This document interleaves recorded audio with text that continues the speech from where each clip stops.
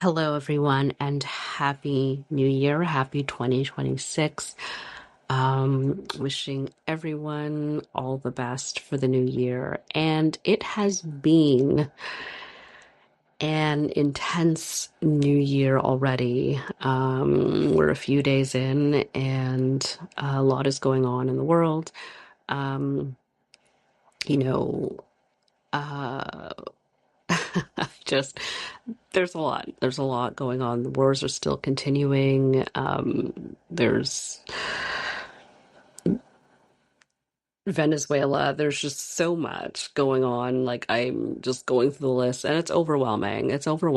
And um you know when I got together with friends and family, over the holidays, the past couple of weeks, we had a lot to say about it, as you can imagine. And it had me thinking about that saying. It says, like, you shouldn't speak to people about religion and politics. Like, the two things you should not speak to someone about in polite company is to, talking about religion and politics. And I think that is, especially in these times, really bad advice. So let's talk about it. So I think I've told the story. For those of you that are new to the podcast, welcome. Thank you so much for listening. But those of you that have heard me tell this story before, I think I've talked to you about, how I, as a Black woman, I talk about racism a lot. It's part of my life, you know, unfortunately, but I talk about it with my friends because, as my friends, I want them to know about my life experiences. And so I've told the story before. If you're a longtime listener as well, thank you so much. But one of my friends, and, he passed the test, but, he was talking about, he's like a white male guy. And he was saying, like, oh, like, in high school, we had these exchange students, and they were from Africa. And it was like they were like the only Black people these kids have probably ever seen in their life. And so they were super excited, and they were like, oh, they were so cool. Like, that's like, and, they were so athletic and sporty, blah, blah, blah. All the stereotypes. And as he's like talking about this, about like how, he's never seen racism with his eyes, I was like, well, how do you think those kids felt? Like, just being, frankly, the center of all this attention. I was like, I can imagine the conversations that these kids had on their own, the eye rolling. He talked about how they had to join, like, the sports team. Why? Why? That's racism. Okay. And so I could see, because when I was like, well, how do you think they felt about having all this attention, and, the expectations put on them to sort of, I didn't say, I don't think I said the word perform. He wasn't ready for that, but just, like, things about, like, oh, like, they were sort of, seems like you were expecting a lot from them that came from some Black stereotypes. And I could just see that I, like, crushed his soul. And, I did talk to my girlfriend Nadine afterwards, and I was like, I don't even know if this man is ever gonna look me in the eye again, the way I just, like, destroyed his, like, happiest childhood memory. Anyways, about racism. And anyways, he did pass the test, and, he did say it was a great learning experience for him, and learning and looking back on that, and just, yeah, that was pretty racist. It's like, we talk about, like, a positive racism kind of thing. And so I was like, yeah, it's just, something about, I think about all the time. It's part of my life. So anyways, when I hear, that is all to say that when I hear um these statements about things that are off limits when we're discussing with our friends, such as, politics and religion, I think, no. How do I know that you're my friend if we can't have these conversations? I want to know. Also, if you're worthy of being in my circle, if you're being in my life, I want to know how you feel about these very important topics that are shaping people's lives and, frankly, ending people's lives as well. These are the things that we should be talking about. This is what I talk to my friends about. I talk to my friends about religion and politics because, we talk about what can we do? What should we be doing? These are the kinds of conversations that we need to do to comfort each other and feel like we're not just existing through this, that we're doing what we can, how we can, where we can, as much as we can, so that we can, tell our children that we fought. We fought for equality. We were fighting. We were doing our thing. Especially, in this time when these two topics, um, well, look, let me back up. I should also say one of my favorite quotes from Gandhi is actually that there is no politics without religion. So for me, these two things are very much connected. That, politics and religion are, especially now, very, very closely tied together. And so discussing these things, your beliefs and how they're impacting people's lives, people's access to resources, their humanity, we're going to have a conversation about that if we want to call each other friends. It's very important. It's very, very important that I know where you stand. This is what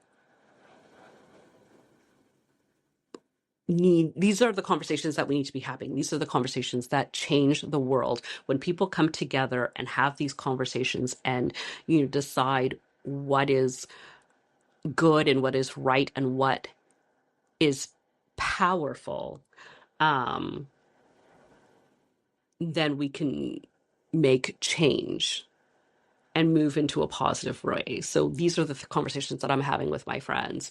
And I suggest that you do the same,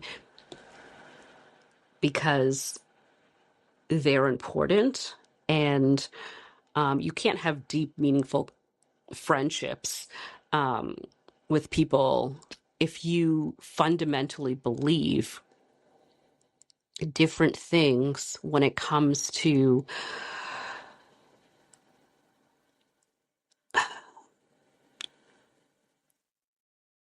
how human beings should be treated.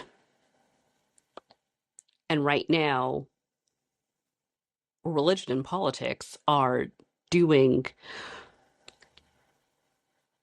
are making, driving, making those, they're impacting people's lives. It's just that's the driver right now. So how can we not be talking about it? We should be talking about it. It is impolite. How about that? It is impolite not to be talking about it.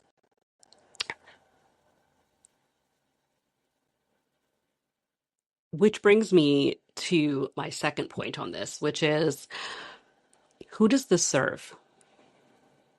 When we choose not to talk about these things, who are we protecting?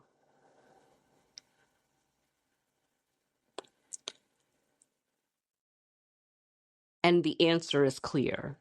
We're protecting those that this serves. The people that benefit from these political impositions, these political rules, these, decisions, these powers, these benefits, these laws, those who benefit it, I guarantee you, are the people that are least likely those that want to talk about it, because it's working for them. They don't see the issue because they aren't personally impacted by it.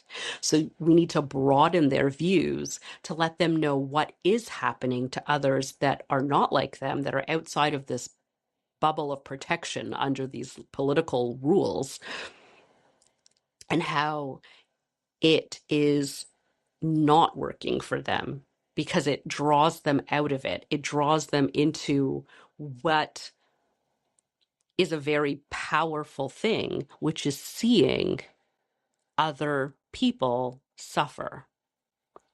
So a lot of people don't want to talk about it, don't want to think about it, don't want to see it. They're, I think the term is a lot that people have been throwing around, also stolen from Black people, by the way, Black women, protecting our peace. So for when I say, like, and I've said it all the time, that Black people, we are not sacrificing our bodies in protest anymore. We need to build ourselves up. And that's a very different thing from not doing anything.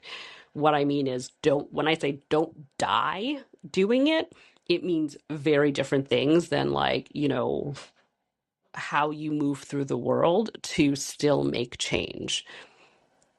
So I think that should be very clear as well. And so when we say protecting our peace, it doesn't mean ignoring things. That is a luxury that we do not have, because we don't have the privilege of benefiting from a system that was designed to basically remove our privilege or, to hold us back and you ensure that we don't have access to resources, to wealth, to have the privilege to turn that off. So exposing people to that, making it a part of infiltrating their protected views of the world and telling them, actually, this only benefits, cis white men, then they're like, what do you mean? I'm benefiting from this too. And be like, no, you're not, because you may have one of those qualities. Maybe you have like the richness, but you're still Black. And eventually this is going to come around and hurt you. This is, oh, you might be a white male, but you're not rich. This doesn't serve you. These are how it's impacting other people. And eventually the privileges that you think you have serve just a few. So, and it's a terrible thing. And one of the things that I've learned is that, people want to do good things, but the quickest and most beneficial way of making a point to somebody is showing them that it hurts you too. So I think I showed you one of my clips previously. It's on my Instagram feed, was just about talking about empathy. And not having empathy, people will be like, oh, it's just, and it was in terms of racism. And it was like, go check it out. It was just a professor basically speaking on how a little girl, back in the day, not that far around, that long ago, she's probably still alive, is, watching a lynching, and she is smiling.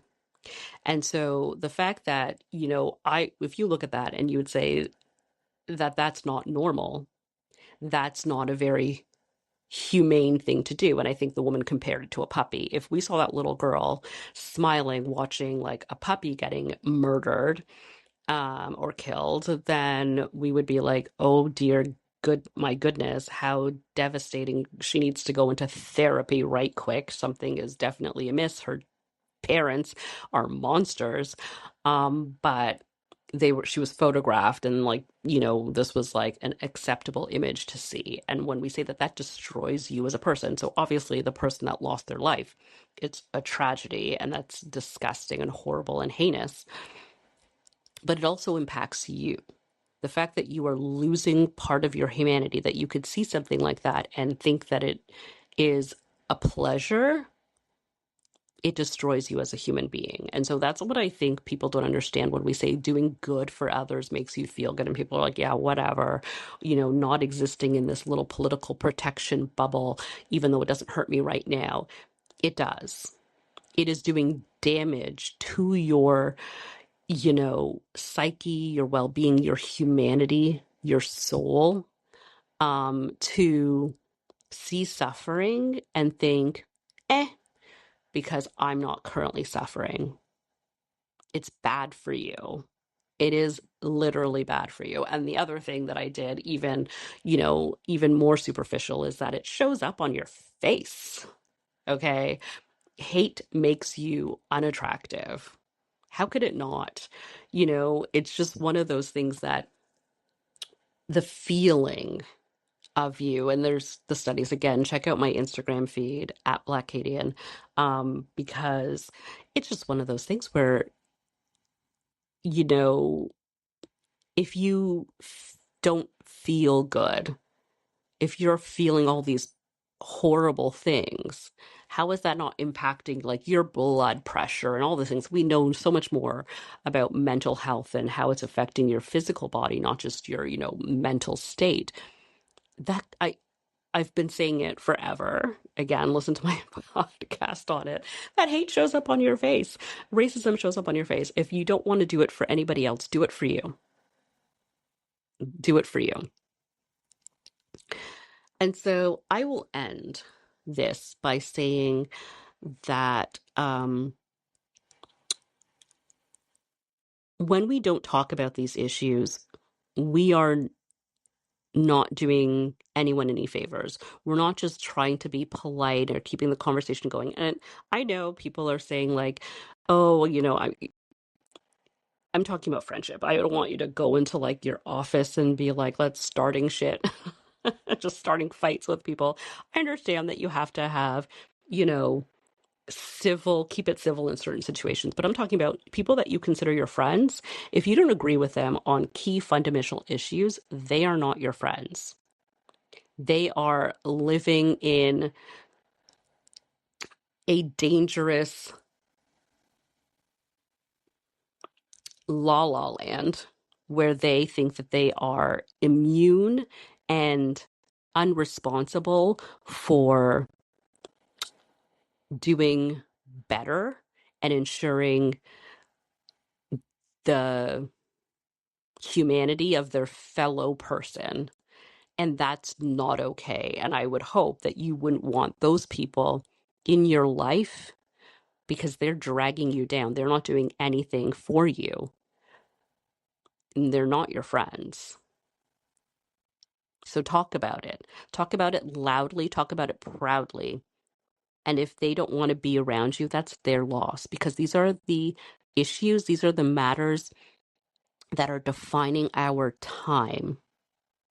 And you want to look back on this point in history and know that you did the right thing. Because people that try to destroy people for their own personal gain never win in the long run. They may think that they're winning the battle, but they are going to lose the war because of people that are going to stand up to them and fight back. So, as always, thank you so much for listening. Please like, comment, subscribe, share, and talk about what's going on in the world right now and see what you can do and do your part. Stay safe. All the best for 2026, and I will talk to you next time.